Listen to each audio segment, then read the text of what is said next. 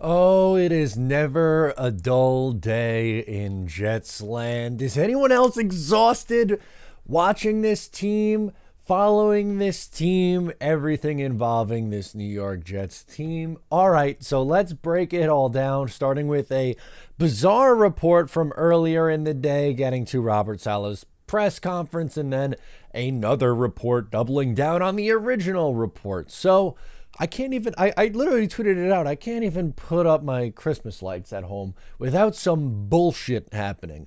So apparently, Diana Rossini and Zach Rosenblatt, who work for The Athletic, were reporting that the Jets want to make a switch at quarterback. The team is leaning towards Zach Wilson to take over, but he is reluctant to step back in.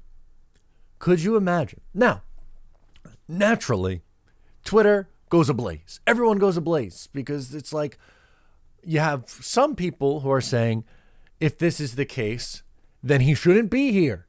Just release him, cut him, get him out of here. If he doesn't want to play, be gone. The others who just will defend Zach Wilson and say, how could you blame him?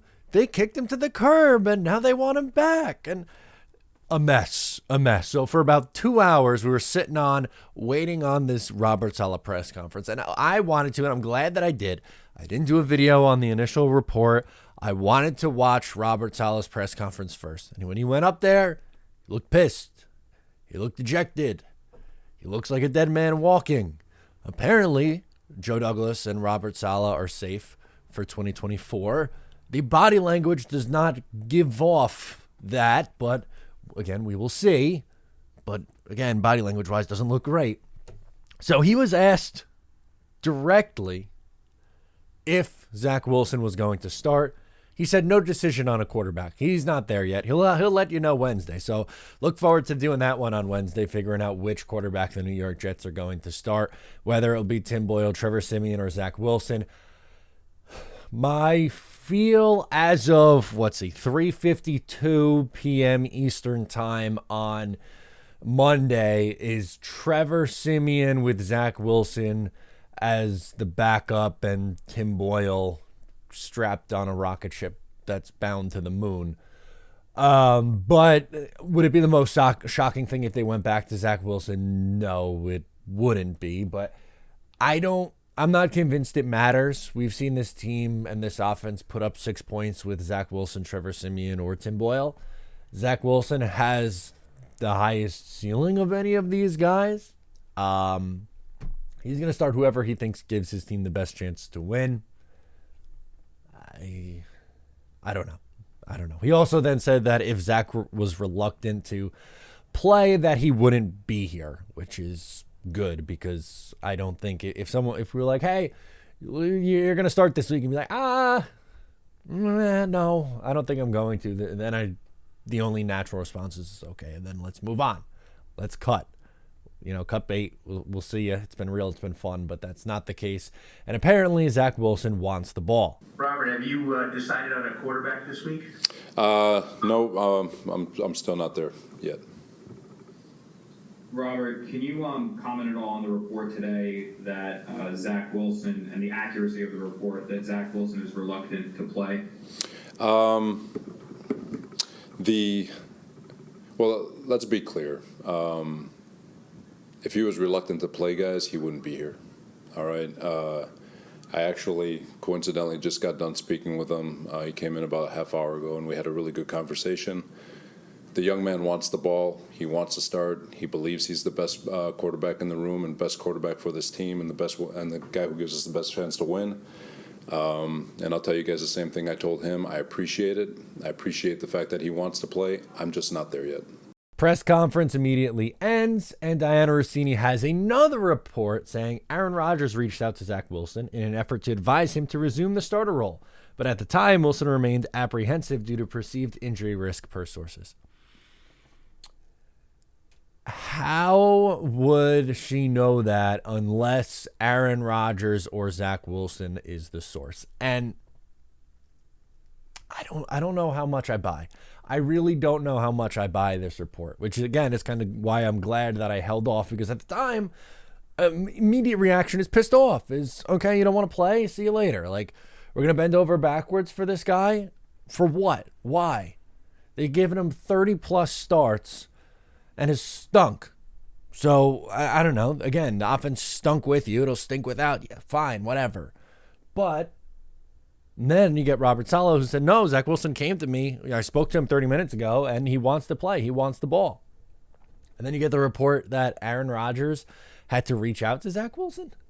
Really? I don't know about that. I have a hard time buying that one because, one, Diana Rossini had some reports during the Aaron Rodgers process that, in the Aaron Rodgers process, meaning like when he was in the couple months from when it was he's going to be a New York Jet to he was actually a New York Jet. There was a lot of reports there that weren't exactly hitting, and I don't know why Zach Wilson would be the one to leak that out. What good does that do? Because everyone knows he's not going to be on the New York Jets next year. So what does that tell the 31 other teams in the league? That you were going to be given an opportunity and you said, no thanks, I'm good. I'm too good for you. Zach Wilson is too good for the New York Jets. That is something that you cannot come back from that. A quarterback who is historically bad on an offense that is historically bad and saying, no, I'm all set. I don't want your starting opportunity. Crazy times. Absolutely crazy times. And you know what? At this point, I hate that this is where we are in the season because there was so much excitement after landing Aaron Rodgers and trying to be like, okay, this team has a extremely talented defense, and guess what? Even this past week, they ball out. They played great. They did their job. Special teams unit did their job. You have Breece Hall. You have Garrett Wilson. There's exciting, playmakers on offense. Maybe have a quarterback who could throw the football for the first time since Joe Willie Namath took snaps for this team. Just something to be really excited about. You had 4 plays of that before that was taken away. Sitting at 4-3, still semi in the mix, and it's like, all right, maybe just hold out hope and see if Aaron Rodgers will come back at the end of the year. And now you've lost 5 straight games. It doesn't look like this losing streak is going to end anytime soon. It's in banana land right now. Everything is just going off the rails. It feels like a circus. The Jet circus is back in town, and I just want this season to be over. I hate that. I don't want to go back to off-season talk. I don't want to go to mock drafts and have to do mock draft Monday, which I started in late November this year. I don't want to do that. I would rather be right now on December 4th be talking about a big matchup coming up against the Houston Texans as they're jockeying for playoff positioning, and whatnot, and getting ready and gearing up for the Jets' first playoff appearance in 13 fucking years. But that's not what we're doing. We're not. We're debating whether Zach Wilson actually wants to play or not. Will Robert Saleh start him, or will he start Tim Boyle, who is maybe the worst quarterback in the history of the NFL, or Trevor Siemian, who did not look very good in the fourth quarter. Granted, he only came in the fourth quarter, got a couple drives, but he didn't look good. This is the state. This is what it is right now. And yeah, I don't know what else I got. I would love to come on here and yell and scream and say how ridiculous it is, but I'm not at that point anymore. I'm not. I am at I don't know. I'm numb. I just want this season to be over. I just want it to be over at this point. Let me know your thoughts down below in the comments on this absolutely ridiculous day in New York Jets land. Subscribe if you're new, please. Give the video a like, thumbs up before you go. Share with a friend. I'm Matt O'Leary, and I'll catch you next time.